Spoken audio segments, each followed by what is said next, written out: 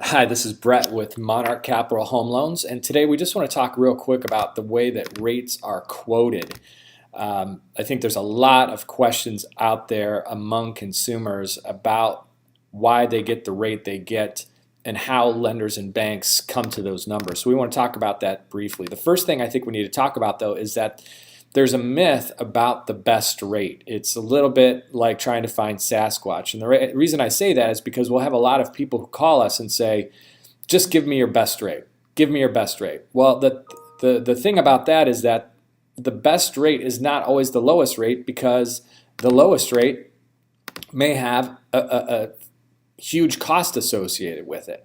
So just because it's the lowest, it doesn't mean it's the best. In fact, a slightly higher rate at a lower cost may be the best for you, depending on how long you're going to be in the home, what your goals are, why you're doing the loan, how much cash you have to close the loan, and so forth and so on. So we always have to be cognizant of that. It's helpful in some respects to see what lenders see. And what I've done here is just pull up a real basic rate sheet, basically on a 30-year fixed, just for example. Now this is for more or less a perfect scenario where someone has perfect credit, perfect equity, and so forth. Because if you don't have perfect credit and you don't have perfect equity and so forth, these numbers can change. But the thing I want you to notice, if you look at this 4.125, that's what we would call par. It's right at 100. And what that means at 100 is that Wall Street, who's more or less funding these loans, doesn't ask for any money for the rate, but they also don't pay any money for the rate.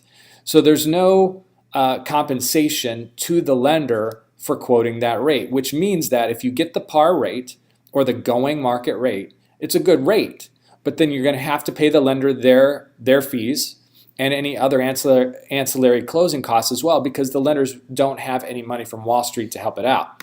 Now, if you want to get even more aggressive and go below the current market, you see that number is below 100, and that's 99.1. In that case, what that means is you're going to pay not only your standard closing costs and lender fees, but you're going to pay discount points, in this case, 0.9 points, in order to get that rate.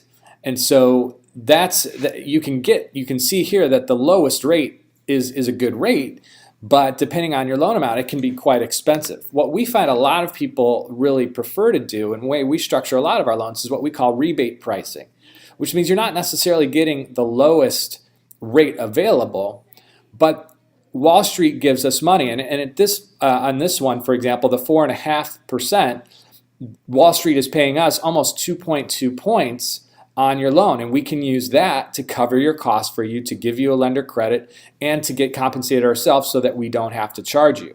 So oftentimes that's the best way to structure the loan. Now, why is this important? Look, knowledge is power. So as a consumer, you just want to know that you do have options. You can buy the rate down. You can do that, but it's going to be expensive. It's not cheap. And the reason why you may get a lender credit, for example, or why your fees may be so low, is because you're getting a rate that's slightly above the market. That's not necessarily bad, but it depends on your goals. And so you want to work with a mortgage consultant who can help you navigate those options and do some analysis for you so you can see what the best is for you. So we'd be happy to help you. If you have any more questions, give us a call. Take care.